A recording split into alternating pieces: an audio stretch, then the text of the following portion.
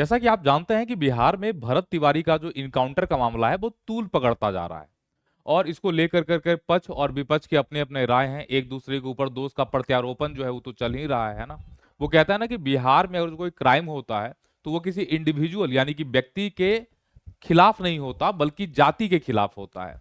मतलब किसी महिला का रेप हुआ तो महिला का रेप नहीं हुआ बल्कि जाति का रेप हुआ। किसी का मर्डर हुआ तो वो व्यक्ति का मर्डर नहीं हुआ बल्कि जाति का मर्डर हुआ। हालांकि ये जो राजनीतिक बातें हैं उनसे थोड़ा इतर हट कर करके हम लोग पॉलिटी की तरफ चलते हैं, इंडियन कॉन्स्टिट्यूशन की तरफ चलते हैं, सुप्रीम कोर्ट के गाइडलाइन की तरफ चलते हैं जो कहता है कि इनकाउंटर का जो केस है उसमें क्या होना चाहिए। इनकाउंटर को लेकर के सुप्रीम कोर्ट ने टोटल 16 दिशा निर्देश दिए हैं। आज हम बात करते हैं उन्हीं दिशा निर्देश की और समझने का प्रयास करेंगे कि बिहार की जो पुलिस है उसने कितने दिशा निर्देश का पालन किया। ध्यान रहे कि ये सब आर्टिकल 141 के तहत संरक्षित है। इसका मतलब कि ये जो दिशा निर्देश हैं वो सिर्फ दिशा निर्देश नहीं है बल्कि वो कानून है और इनका पालन सभी को करना यानी पुलिस वाले जो हैं उनके लिए अनिवार्य है इसका पालन करना। ठीक है ना। तो बिहार में ये जो इनकाउंटर हुआ उसमें 16 जो दिशा निर्देश हैं उसमें से किसी एक का भी पालन नहीं कर पाई बिहार पुलिस। अब समझने का प्रयास करते हैं कि कौन कौन से दिशा निर्देश हैं। देखिए साल 2014 का ये मामला है पीयूसीएल बनाम महाराष्ट्र राज्य का और इसी मामले में सुप्रीम कोर्ट ने कुछ दिशा निर्देश इस ऐतिहासिक निर्णय दिया था और दिशा निर्देश जारी किया था। तो समझने का प्रयास करते हैं कि ये कौन कौन से दिशा निर्देश हैं।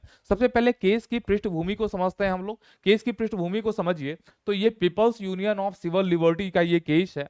मुंबई उच्च न्यायालय में 3 रिट याचिकाएं दाखिल की गई थी। मुद्दा क्या था, 1995 से लेकर के 1997 तक में जो मुंबई की पुलिस थी उन्होंने टोटल 99 इनकाउंटर किए थे और इसमें 135 लोगों की मृत्यु हुई थी। इसको लेकर करके ये सवाल पूछा गया था कि क्या ये इनकाउंटर वास्तविक हैं या फर्जी हैं। पीयूसीएल जिसने ये केस जो दाखिल किया था उसने 3 मांगे रखी थी सरकार के सामने, मतलब सुप्रीम कोर्ट के सामने जो है 3 बातों का स्पष्ट करने की बात की थी। पहला कि इनकाउंटर में मारे गए व्यक्तियों का विवरण दिया जाए। दोषी पुलिस अधिकारियों पर धारा 302 यानी कि जो हत्या का मुकदमा है वो चलाया जाए। महाराष्ट्र राज्य मानवाधिकार आयोग का गठन किया जाए। एनकाउंटर के लिए स्पष्ट दिशा निर्देश बनाए जाएं और कोरोनर से विस्तृत रिपोर्ट मांगी जाए। आगे की बात करते हैं और समझने का प्रयास करते हैं कि आगे क्या हुआ। देखिए किसी व्यक्ति की हत्या करना, किसी व्यक्ति का इनकाउंटर करना यह सीधा सीधा वॉल्यूशन है आर्टिकल 21 का, जैसा कि आप जानते हैं।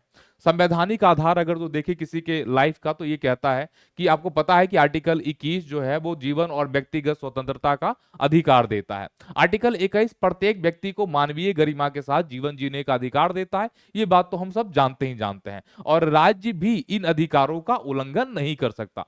सुप्रीम कोर्ट ने अपने गाइडलाइन में कहा कि पुलिस चाहे कितना भी खतरनाक अपराधी हो, जरा सुप्रीम कोर्ट की गाइडलाइन को देखिए, उनके दिए गए जो स्टेटमेंट है इस केस के अंदर उसको समझने का प्रयास कीजिए कि पुलिस चाहे कितना भी खतरनाक अपराधी हो उसे न्यायिक प्रक्रिया के बाहर मारने का अधिकार नहीं रखती है। चाहे कुछ भी हो जाए आप उसको नहीं मार सकते। सबसे पहली बात तो ये, ठीक है ना। अब चलिए समझने का प्रयास करते हैं कि पहला यानी कि पहला दिशा निर्देश क्या है सुप्रीम कोर्ट का। पहला निर्देश ये है कि जैसे ही पुलिस को टिप ऑफ मिला, मतलब कि ये मिला कि भाई कोई अपराधी है और वो कहीं घूम रहा है, कोई गुप्त सूचना मिला, तो सबसे पहले उस सूचना को उनको केस डायरी में मेंशन करना पड़ेगा। चाहे वो केस डायरी में कीजिए या इलेक्ट्रॉनिक फॉर्म में आप दर्ज कीजिए, ये अनिवार्य है। और सूचना में अपराधी के स्थान का खुलासा करना जरूरी नहीं है, मतलब उसमें ये नहीं लिखना है आपको कि जो अपराधी है ये यहां पर है, लेकिन अपराधी कौन है उसके बारे में ये पूरी सूचना आपको पुलिस वाले को देनी पड़ेगी। ये पहला दिशा निर्देश है सुप्रीम कोर्ट का। दूसरा दिशा निर्देश सुप्रीम कोर्ट का कहता है इनकाउंटर को लेकर के कि एफआईआर अनिवार्य रूप से दर्ज हो। यदि टिप ऑफ के बाद एनकाउंटर होता है और पुलिस फायरिंग से मृत्यु होती है तो सबसे पहले एफआईआर दर्ज की जाए। 157 सीआरपीसी के तहत बिना देरी किए न्यायालय को रिपोर्ट दिया जाए और 158 सीआरपीसी की जो प्रक्रिया है उसको फॉलो करना होगा। लेकिन बिहार में हमें बिल्कुल ऐसा दिखाई नहीं देता कि एफआईआर लॉन्च की गई है। तीसरा दिशा निर्देश है स्वतंत्र जांच का। जैसे ही इनकाउंटर कहीं पे होता है तो जांच सीआईडी या किसी अन्य थाने की पुलिस टीम के द्वारा की जाएगी, उसी टीम की पुलिस द्वारा नहीं जो इनकाउंटर में शामिल था। मतलब जो पुलिस स्टेशन होगा उससे इतर कोई पुलिस स्टेशन इसकी जांच करेगा। जांच अधिकारी का पद एनकाउंटर पार्टी के प्रमुख से कम एक स्तर ऊपर होना चाहिए। जैसे मान लीजिए कि एसएचओ जो है उसने इनकाउंटर किया है, तो कम से कम इसकी जांच डीएसपी करेगा, और अगर जो डीएसपी ने इनकाउंटर किया है तो इसकी जांच जो कम से कम है वो एसपी करेगा। इस तरह का ये तीसरा दिशा निर्देश है सुप्रीम कोर्ट का, ऐसा भी फॉलो होते हुए दिखाई नहीं देता है बिहार के केस में। चौथा दिशा निर्देश है मजिस्ट्रेट की जांच, यानी कि कह रहा है मजिस्ट्रेट जांच अनिवार्य धारा 176 सीआरपीसी के तहत प्रत्येक पुलिस फायरिंग में मृत्यु की मजिस्ट्रेट जांच होनी चाहिए। रिपोर्ट न्यायिक मजिस्ट्रेट को धारा 190 के तहत भेजी जाए, जो अभी तक इसकी जानकारी हमें तो नहीं प्राप्त हुई है। बिहार इनकाउंटर केस की हम बात करें तो एनएचआरसी को सूचना देनी पड़ेगी। एनएचआरसी एनएचआरसी को सूचना तुरंत दी जाए, और एनएचआरसी की सक्रिय भागीदारी तब जरूरी है जब स्वतंत्र जांच पर संदेह हो। मतलब ऐसा नहीं कि लेना ही है एनएचआरसी को साथ में, लेकिन अगर ऐसा लगे कि भाई स्वतंत्र जांच नहीं हो पा रहा है तो आप एनएचआरसी को भी साथ में उसमें शामिल कर सकते हैं। हालांकि ये जरूरी नहीं है कि एनएचआरसी को आप शामिल करें ही करें। छठा दिशा निर्देश है कि घायल व्यक्ति को चिकित्सा में सहायता। एनकाउंटर में अगर कोई व्यक्ति घायल होता है, जैसा कि इस केस में हमें साफ साफ दिखाई देता है, तो व्यक्ति को तत्काल इलाज मिलना चाहिए। उसका बयान मजिस्ट्रेट या चिकित्सा अधिकारी के द्वारा धारा 164 सीआरपीसी के तहत दर्ज किया जाए, जो पूरी तरीके से नहीं देखा गया है बिहार के केस में। एक भी ऐसा दिशा निर्देश अगर तो आप देखिएगा सुप्रीम कोर्ट का जो गाइडलाइन है, उनका एक भी गाइडलाइन का इसमें आपको पालन करते हुए यहाँ के जो पुलिस है वो आपको दिखाई नहीं देंगे, और ये सीधा सीधा अवमानना है सुप्रीम कोर्ट का, ठीक है ना। चलिए अगले दिशा निर्देश को देखते हैं। कागजात बिना देरी के आपको न्यायालय में देना पड़ेगा। एफआईआर, डायरी, प्रविष्टियां, पंचनामा, स्केच सभी बिना किसी देरी के संबंधित न्यायालय को भेजे जाएं। ऐसी कोई भी सूचना हमें अभी तक मीडिया पर प्राप्त नहीं हुई है कि इतने दिनों के बाद भी ये प्रक्रिया का पालन किया गया हो। साथ ही साथ ये कह रहा है कि पूर्ण जांच के बाद धारा 173 सीआरपीसी के तहत न्यायालयों में दाखिल की जाए और मुकदमा शीघ्र पूरा किया जाए। अब यहां पर देखिए क्या होना था कि जो पुलिस वाले उसमें इन्वॉल्व थे, उनके खिलाफ आईपीसी 302 के तहत मुकदमा दर्ज करना था, उनके खिलाफ एफआईआर करनी थी, है ना, उनकी तत्कालीन गिरफ्तारी होनी थी, और उसके बाद ये जो पूरा का पूरा मामला है वो न्यायिक प्रक्रिया में चला जाता। आगे जो भी सच होता, जो भी झूठ होता, वो बातें जो है वो कोर्ट के डिसीजन के अंतर्गत आती और ये लोगों को पता चलता। लेकिन यहां पर मामला को पूरी तरीके से लीपापोती करने के लिए क्या किया गया, उनको सस्पेंड कर दिया गया, और सस्पेंशन के बाद बोल दिया गया कि भाई हाँ ठीक है, हम निष्पक्षता से इसकी जांच करवा लेंगे। एक जो रिटायर्ड सुप्रीम कोर्ट, एक जो रिटायर्ड हाई कोर्ट का न्यायाधीश है ना, या जजेज हैं, उनसे हम जो है वो इसकी पूरी की पूरी जो निष्पक्षता से है जांच करवा लेंगे, है ना। न्यायिक जांच के दायरे में पूरा का पूरा मामला चला जाएगा। लेकिन कुल मिलाकर के पूरा का पूरा लीपापोती है, क्योंकि आपको पता है कि जब जांच बैठेगी तो कम से कम इसको कंप्लीट होने में 6 महीने से 1 साल का टाइम लगेगा। तब तक बिहार के लोग भूल भी जाएंगे कि जो भरत तिवारी था वो था कौन, ठीक है ना, इस पूरे मामले को, और पूरे मामले को निपटा दिया जाएगा। आज से पहले के भी मामले में ऐसा ही हुआ था, जबकि ये पूरा का पूरा मामला ओपन एंड शट केस है। सामने चीजें हमें दिख रही हैं, टू द पॉइंट। वहां पे 200 लोग मौजूद है जहां इनकाउंटर हो रहा है, उनके बयान है, वहां पे रिकॉर्डेड वीडियो है सबका। इन सभी पुलिस कर्मियों के ऊपर आईपीसी 302 के तहत जो है मुकदमा चलाया जाना चाहिए था। बाकी जो है आगे कोर्ट जो है वो अपना निर्णय कर लेती, लेकिन घुमा फिरा करके वो कहता है ना बिहार में कि बिहार में जो इनकाउंटर हुआ कोई आदमी का नहीं हुआ, उसमें भरत तिवारी नहीं मरा, क्योंकि यहाँ जाति का इनकाउंटर होता है जो निर्जीव चीज है ना। यहाँ पर किसी महिला के साथ बलात्कार नहीं होता, बल्कि एक जाति के साथ बलात्कार होता है। और इस जाति की लड़ाई में कभी भी किसी महिला या किसी पुरुष को आज तक कभी भी न्याय जो है वो नहीं मिला। जैसे कि आपने कुछ महीनों पहले देखा था नीट छात्रा का जो मामला था, क्या हुआ उस केस का? कुछ नहीं हो गया, सारा लीपापोती खत्म कर दिया गया, कहानी खत्म हो गया, आप भी भूल गए, हम भी भूल गए, मामला खत्म। इस केस के साथ भी यही किया जाएगा, ठीक है ना। आगे देखिए क्या कह रहा है, समझने का प्रयास कीजिए कि मुकदमा को शीघ्र पूरा किया जाए। अब बताइए, जब न्यायिक जांच के आदेश हो गए हैं तो कहां से मुकदमा आपका शीघ्र पूरा होगा? साथ ही साथ जैसे ही इनकाउंटर होता है तो इसकी तुरंत सूचना मृतक के जो परिजन है उनको देना चाहिए, उनको सूचित करना चाहिए। ये अगला गाइडलाइन है। इसके अलावा कह रहा है कि 6 माही रिपोर्ट एनएचआरसी को भेजनी है। डीजीपी द्वारा पुलिस फायरिंग में हुई सभी मौतों की 6 महीने पर एनएचआरसी को रिपोर्ट भेजी जाए।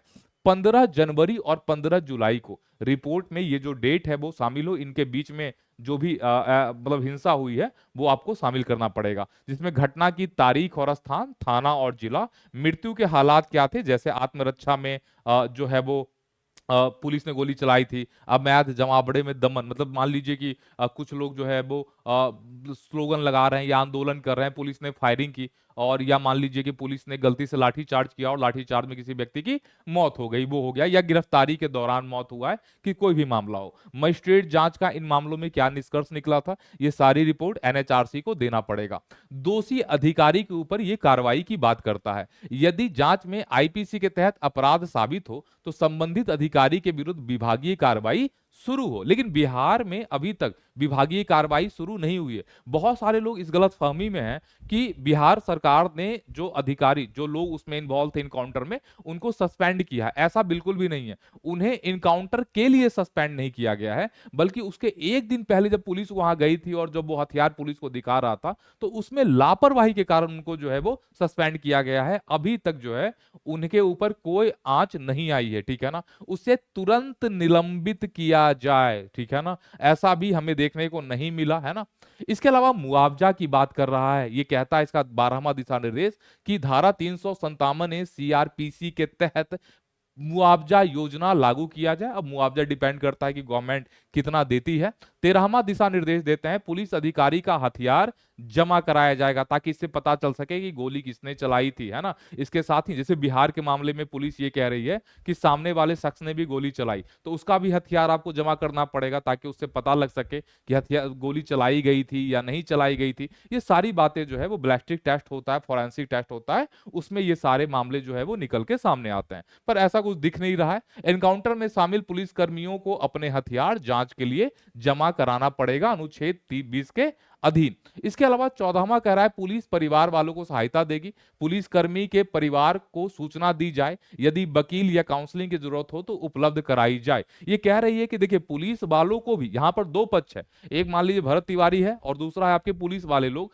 जो इनकाउंटर में शामिल है। तो पुलिस वाले जो लोग हैं उनको भी तो खतरा हो सकता है, क्योंकि उन्होंने तो इनकाउंटर किया है वहां पर जाकर करके। वैसे तो इनकाउंटर जो शब्द है यही अपने आप में इलीगल शब्द है, मतलब इसकी जगह ना तो संविधान में है, ना तो हमारी यहाँ बीएनएस में है, ना तो हमारे यहाँ कभी आईपीसी में इस टाइप की इस तरह के किसी भी वर्ड का मेंशन किया गया था। तो ये कह रहा है कि भाई पुलिस वालों को भी सुरक्षा दी जाए ताकि उनके साथ कुछ ना हो, ठीक है ना। इसके बाद ये कह रहा है कि कोई तत्काल पुरस्कार या पदोन्नति नहीं। अब ये पुलिस वाले तो इसी चक्कर में इनकाउंटर करते हैं कि भाई ठीक है इनकाउंटर कर दिया, अब हमें पदोन्नति मिल जाएगी, मेडल मिल जाएगा। लेकिन ये कह रहा है कि एनकाउंटर के तुरंत बाद आउट ऑफ टर्म प्रमोशन या गैलेंट्री अवार्ड नहीं दिया जाएगा।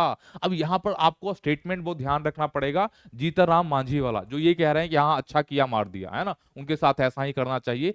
उनका जो स्टेटमेंट है ये भी सुप्रीम कोर्ट के दिशा निर्देश के खिलाफ है। उन्होंने एक तरीके से प्रमोट करने का काम किया उन पुलिस वाले को बिना सच्चाई जाने, और उनके द्वारा जो ट्वीट किया गया था ना वो भी अगेंस्ट द कॉन्स्टिट्यूशन है, ठीक है ना, और बिल्कुल भी ये दिशा निर्देश 15 के खिलाफ है, ठीक है ना। पुरस्कार तभी दिया जाएगा जब वीरता निर्विवाद रूप से स्थापित हो जाएगी, मतलब कोर्ट का डिसीजन आ जाएगा, फाइनल ट्रायल कंप्लीट हो जाएगा और दूध का दूध पानी का पानी हो जाएगा, और तभी जाकर करके इनको ऐसा कुछ दिया जा सकता है। पीड़ित परिवार की शिकायत का अधिकार, यदि परिवार को लगे कि उपरोक्त प्रक्रिया का पालन नहीं हुआ है तो वे क्षेत्राधिकार वाले सेशन जज के समक्ष शिकायत कर सकते हैं। सेशन जज उस शिकायत की सुनवाई करेगा। तो ये टोटल 16 दिशा निर्देश हैं सुप्रीम कोर्ट के, जिसमें से एक भी दिशा निर्देश का आपको फॉलो होते हुए बिहार वाले केस में दिखाई नहीं देगा। और ये देखने की मतलब ये हद बली बात हो गई कि ये सीधा सीधा चैलेंज कर रही है सीधा सुप्रीम कोर्ट ऑफ इंडिया को कि आप भैया दिशा निर्देश दो, हम तो नहीं मानेंगे, जो करना है कर लो, ठीक है ना। ऐसा एकदम ओपन चैलेंज कर रही है सुप्रीम कोर्ट ऑफ इंडिया को ये लोग, ठीक है ना। तो ये हमें देखने को मिलता है। तो थोड़ी बातें पॉलिटिक्स से अलग, हमारा कॉन्स्टिट्यूशन क्या कहता है इनके ऊपर, हमारा सुप्रीम कोर्ट के गाइडलाइंस क्या कहते हैं, इसको थोड़ा देखना जरूरी था। बाकी तो आपको पता ही है राजनीति सभी चीजों को निगल जाती है, तो इस चीज को भी राजनीति निगल जाएगी। न्याय तो मतलब क्या ही कहा जा सकता है, कहा जाता है कि न्याय हमारे देश में सबसे महंगी चीज है ना। तो न्याय जैसा कार्ल मार्क्स का स्टेटमेंट था ये सारी चीजें, ठीक है ना। कार्ल मार्क्स भी कहा करते थे कि भैया जो राज्य जैसी जो चीज है वो सिर्फ अमीरों के रक्षा करने के लिए बनी है, तो गरीब तो इसमें कहीं है ही नहीं आपके, ठीक है ना। एक बात और जो कि हमारे सीएम है, पूर्व सीएम है नीतीश कुमार, उन्होंने बहुत अच्छी बात कही है ना। उन्होंने सिंपली ये बात कहा कि भाई अगर पुलिस इनकाउंटर करेगा तो फिर हमें लोकतंत्र की क्यों आवश्यकता है, फिर लोग वोट ही क्यों करेंगे, सरकार क्यों चुनेंगे? सीमित सरकार जो है वो उस वो पूरा खत्म हो जाएगा, लोकतंत्र की आत्मा ही खत्म हो जाएगी अगर पुलिस इनकाउंटर करना शुरू कर दे तो, है ना? फिर लोकतंत्र बचेगा कहां? जब पुलिस तानाशाही पर ही उतर आएगी तो हम चुने हुए प्रतिनिधि को गद्दी पर काहे बिठाएंगे? फिर तो उसके लिए कोई हिटलर मुसोलिनी जैसा आदमी को ला कर करके कहानी गद्दी पर बिठाया जाएगा। दोनों में तो कोई अंतर ही नहीं है, वहां भी इनकाउंटर होते थे। लोकतंत्र में इनकाउंटर जो है वो अपने आप में इलीगल है। देखिए कुछ केसेस में सुप्रीम कोर्ट इनकाउंटर को लेकर के क्या कहती है, ठीक है ना? Extra judicial killing state sponsored terrorism है। ओम प्रकाश के केस में सुप्रीम कोर्ट कहता है कि पुलिस कस्टडी में किसी व्यक्ति का मौत होता है एक्स्ट्रा, जैसे इनकाउंटर जो है वो एक्स्ट्रा जुडिशियल किलिंग है। एक्स्ट्रा जुडिशियल किलिंग का मतलब, देखिए जो मौत की सजा है वो सिर्फ और सिर्फ हमारे जुडिशियरी ही उसके ऊपर मुहर लगा सकती है, इसके अलावा कोई नहीं। तो अगर जो बिना सुप्रीम कोर्ट के ऑर्डर के, बिना कोर्ट के ऑर्डर के किसी व्यक्ति की हत्या की जाती है स्टेट के द्वारा, तो वो हो गया क्या? Extra judicial killing. और ये क्या है? State sponsored terrorism. ये तब होता है जब राज्य आतंकवादी का रूप ले चुका हो, जब राज्य आतंकवादी बन चुका हो। लोकतंत्र में राज्य का क्या आतंकवादी बनना सही है ना? दूसरा केस देखिए, encounter philosophy is criminal philosophy. Prakash Kadam के केस में उन्होंने कहा था कि इनकाउंटर की जो फिलॉसफी है, इनकाउंटर करने की जो सोच है, ठीक है ना, वो अपने आप में क्रिमिनल वाली सोच है। यही वो चीज है, वो अलग करती है पुलिस और क्रिमिनल्स को एक दूसरे के साथ। क्रिमिनल्स के पास कोई लॉ नहीं होता, वो सीधा जाकर करके सामने वाले को मार देते हैं। पुलिस और क्रिमिनल में बस यही डिफरेंस होता है कि पुलिस का काम होता है कि क्रिमिनल को पकड़ना, उसको जुडिशियरी के सामने पेश करना, और जो भी फैसला आएगा उसको जमीन पर लागू करवाना, ठीक है ना? मतलब जो भी फैसला दे दे, है ना? जैसे इनके केस में मान लीजिए कि अगर कोर्ट को लगता है कि हाँ भाई ये सही में दोषी है, इसको फांसी पर लटका देना चाहिए, तो फांसी पर लटका दिया जाता। लेकिन पुलिस ने जो किलिंग की है, ये बिल्कुल सी एकदम से क्रिमिनल फिलॉसफी है। यहां पर जब पुलिस इनकाउंटर करती है तो इसका मतलब है कि वो पुलिस नहीं, वो अब क्रिमिनल का रूप ले चुकी है पूरी तरीके से, जो लोकतंत्र के लिए कहीं से भी सुटेबल हमारा नहीं है, ठीक है ना? तो इस बात को समझने का थोड़ा प्रयास करते हैं और इस गाइडलाइंस को भी याद रखिएगा। जब हम बात करते हैं मीडिया के अंदर या मेन स्ट्रीम मीडिया के अंदर, तो सिर्फ बातें ये होती है कि किसने क्या कहा, उसने क्या कहा, उसने क्या कहा, इसने क्या कहा, ऐसी बातें होती है। लेकिन इसके पीछे का जो पॉलिटी है, इसके पीछे की जो फिलॉसफी है, इसके पीछे की जो सुप्रीम कोर्ट के गाइडलाइंस है, वो भी हम नागरिकों को बहुत अच्छे तरीके से जानने चाहिए और समझने चाहिए। साथ ही साथ सरकार से यह भी सवाल पूछना चाहिए कि बताइए, ये जो 16 दिशा निर्देश है सुप्रीम कोर्ट के, उनमें से कितने दिशा निर्देश का पालन अभी तक हुआ है इस केस के अंदर? एक एक चीज जो है वो डिटेल से, है ना, सरकार को बतानी चाहिए, जनता को ये बतानी चाहिए कि वो कितने कदम अभी तक आगे बढ़े हैं। बाकी तो लीपापोती शुरू से होता आया है, आगे भी होगा, है ना? और इसके लिए दोषी ना तो सरकार है, ना तो विधायिका है, और ना ही हमारी यहाँ न्यायपालिका है। इसके लिए अगर जो कोई दोषी है तो बिहार की जनता है, जो बरसों से जाति और धर्म के नाम पर वोट करते आई है। आगे भी आपके साथ ऐसा ही होगा। एक भरत तिवारी मरा, अगली बारी आपके भाई या आपके बच्चे की होगी। जब तक आप जाति और धर्म के नाम पर वोट दीजिएगा, हर एक गांव से एक भरत तिवारी का इनकाउंटर होता रहेगा। इसके लिए ना तो सरकार जिम्मेदार है और ना ही पुलिस। इसके लिए जिम्मेदार अगर जो कोई है तो बिहार के 10 करोड़ से भी अधिक जो नागरिक हैं वो जिम्मेदार हैं। मिलते हैं अगले किसी दूसरे सेशन में, कुछ और चीजों को लेकर करके एक्सप्लेन करके हमारा ये सेशन आता है, उसमें हम लोग आगे कुछ ऐसी घटनाएं होती हैं उसको हम लोग एक्सप्लेन करते हैं अच्छे तरीके से, ठीक है ना? बाकी मिलते हैं आपसे। आप सबका बने रहने के लिए बहुत बहुत धन्यवाद, और सेशन को लाइक कर दीजिएगा और साथ ही साथ इसको शेयर करना ना भूलें। साथ ही साथ ऐसे न्यूज के लिए चैनल को सब्सक्राइब जरूर कीजिएगा।